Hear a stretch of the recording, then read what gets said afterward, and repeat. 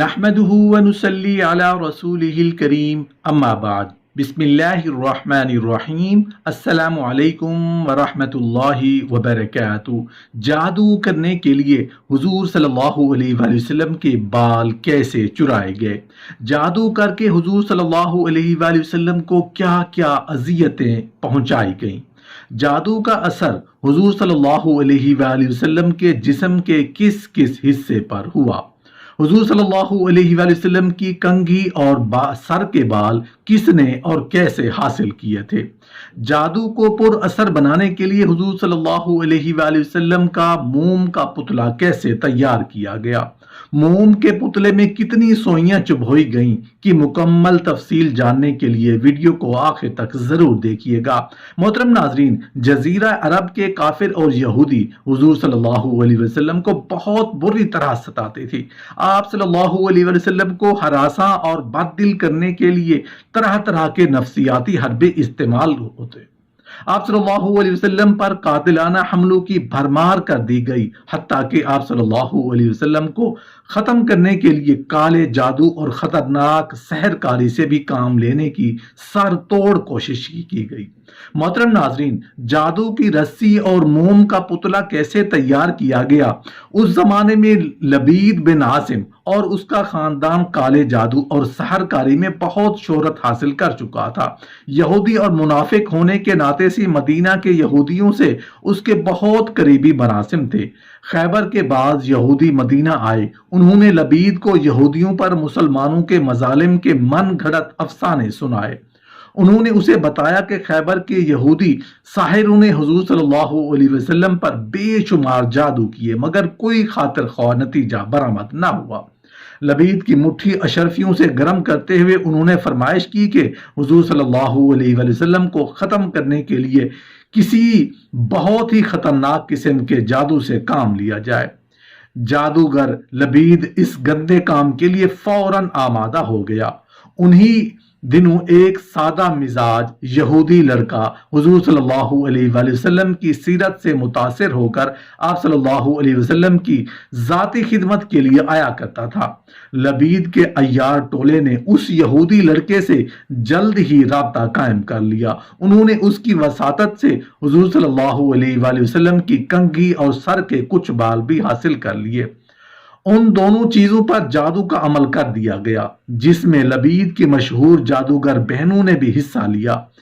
جادو شدہ کنگھی اور بال کھجور کے ایک نرگوشہ میں لپیٹ دیے گئے اور چیزوں کو جادو کے ایک خاص عمل سے زروان میں واقع ایک ویران کنویں کی تہہ میں ایک بڑے پتھر کے نیچے چھپا کر رکھ دیا گیا۔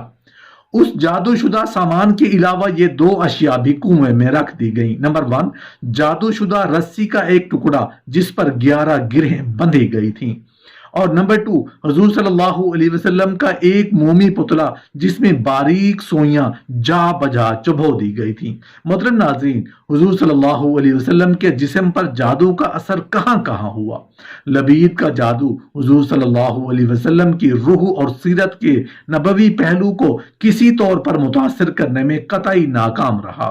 آپ صلی اللہ علیہ وسلم حسب معمول نمازوں کی امامت فرماتے رہے، قرآن و سنت کی تبلیغ و ہدایت باقاعدہ جاری رہی، مگر کچھ عرصہ بعد آپ صلی اللہ علیہ وسلم کے جسم مبارک پر جادو کے ناروا اثرات مرتب ہونا شروع ہو گئے۔ آپ صلی اللہ علیہ وسلم ایک عجیب سی درد محسوس کرنے لگے جو رفتہ رفتہ شدت اختیار کرتی چلی گئی۔ آپ صلی اللہ علیہ وسلم کا حافظہ کمزور پڑنے لگا، وزن کم ہوتا گیا، بینائی بھی کافی متاثر ہوتی ہوئی۔ یہ تکلیف دہ کیفیت تقریباً 1 سال جاری رہی۔ ان دنوں جسمانی درد میں شدت ہوتی تو آپ صلی اللہ علیہ وآلہ وسلم بڑے خشوع و خضوع سے صحت یابی کی دعائیں مانگتے۔ ایک رات آپ صلی اللہ علیہ وسلم غنودگی کی حالت میں لیٹے ہوئے تھے کہ اللہ تعالیٰ نے 2 فرشتوں کی وساطت سے آپ صلی اللہ علیہ وسلم کو دشمنوں کی خطرناک چال سے آگاہ کر دیا۔ ساتھ ہی آپ صلی اللہ علیہ وسلم کو لبید کے جادو کا توڑ بھی بتا دیا۔ چنانچہ حضور صلی اللہ علیہ وآلہ وسلم نے 5 آدمیوں پر مشتمل ایک جماعت کو زوروان کنویں کی جانب روانہ کر دیا۔ تھوڑی دیر بعد آپ صلی اللہ علیہ وآلہ وسلم خود بھی موقع پر پہنچ گئے۔ محترم ناظرین، جادو کے توڑ کا قرآنی عمل کیا بتایا گیا؟ کنویں کا پانی مہندی کے پتوں کی طرح گہرا سرخ ہو چکا تھا۔ سارا پانی باہر نکال دیا گیا۔ پتھر کے نیچے سے حضور صلی اللہ علیہ وآلہ وسلم کی کنگھی اور سر کے بال برآمد کر لیے گئے۔ 11 گرہوں والی رسی اور حضور صلی اللہ علیہ وآلہ وسلم کا سوئیوں والا پتلا بھی کنویں سے باہر نکال لیا گیا۔ یہ کام ہو چکا تو حضور صلی اللہ علیہ وسلم نے سورہ فلق اور سورہ ناس کی تلاش شروع فرمائی۔ سورہ فلق کا ترجمہ یہ ہے، کہو میں صبح کے رب کی پناہ مانگتا ہوں ہر اس چیز کے شر سے جو اس نے پیدا کیا، اور رات کی تاریکی کے شر سے جب وہ چھا جائے، اور گرہوں کے پھونکنے سے والی اس کے شر سے، اور حاسد کے شر سے جب وہ حسد کرے۔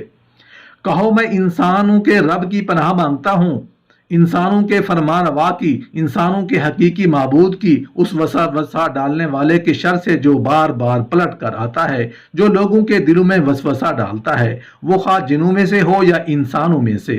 ان دونوں صورتوں کی تمام آیات کی مجموعی تعداد 11 بنتی ہے۔ دونوں صورتوں کو ملا کر معوذتین کہتے ہیں۔ جو حضور صلی اللہ علیہ وآلہ وسلم معوذتین کی آیات ایک ایک کر کے تلاوت فرماتے جاتے تو رسی کی گرہیں خود بخود کھلتی جاتی اور مومی پتلے کی سوئیاں باہر نکلتی رہتی۔ معوذتین کی صورتوں کی 11 مرتبہ تلاوت کے اختتام پر جادو کی رسی کی 11 گرہیں کھل چکی تھیں اور مومی پتلے کی سوئیاں باہر نکل چکی تھیں۔ اس عمل کے مکمل ہوتے ہی حضور صلی اللہ علیہ وآلہ وسلم کی طبیعت فوراً حشاش بشاش ہو گئی اور انہیں ایسا محسوس ہوا جیسے کسی طویل اذیت سے یکدم نجات ملی ہو۔ جب حضور صلی اللہ علیہ وسلم کے صحابہ رضی اللہ تعالیٰ عنہ کو لبید کی اس خطرناک شرارت کا پتہ چلا تو وہ اسے ختم کرنے کو اٹھ کھڑے ہوئے، مگر آپ صلی اللہ علیہ وآلہ وسلم نے انہیں روک دیا۔ آپ صلی اللہ علیہ وآلہ وسلم نے لبید کو بلا بھیجا۔ اس نے اپنی مذموم حرکت کا اعتراف کر لیا، مگر آپ صلی اللہ علیہ وسلم نے اسے معاف کر دیا اور اسے نصیحت کرتے ہوئے فرمایا کہ انسانوں کے خلاف اس طرح کے جادو ٹوٹکے استعمال کرنا بہت بری حرکت ہے۔ محترم ناظرین، یہ افسوسناک سانحہ ایک حقیقت تھی جو فی الواقع ظہور پذیر ہوئی۔ گو لبید کا جادو حضور صلی اللہ علیہ وآلہ وسلم کی روحانی زندگی اور نبوت کے فرائض پر بالکل اثر انداز نہ ہو سکا، تاہم حضور صلی اللہ علیہ وآلہ وسلم کا جسم اس سے عارضی طور پر ضرور متاثر ہوا، مگر پھر اس جادو کا علاج بھی تو قرآن حکیم ہی کے ذریعے سے ہوا۔ معوذتین کے علاوہ قرآن حکیم میں جادو وغیرہ کا کئی اور جگہوں میں بھی ذکر ہوا ہے اور انسانی جسم پر اس سے جو اثرات مرتب ہو سکتے ہیں ان کی طرف صاف صاف اشارے بھی موجود ہیں، مگر ایک بات قطعی واضح ہے، جادو کے بل بوتے پر اللہ کے نیک بندوں کو اپنے مشن سے ورگلانا ناممکن ہے۔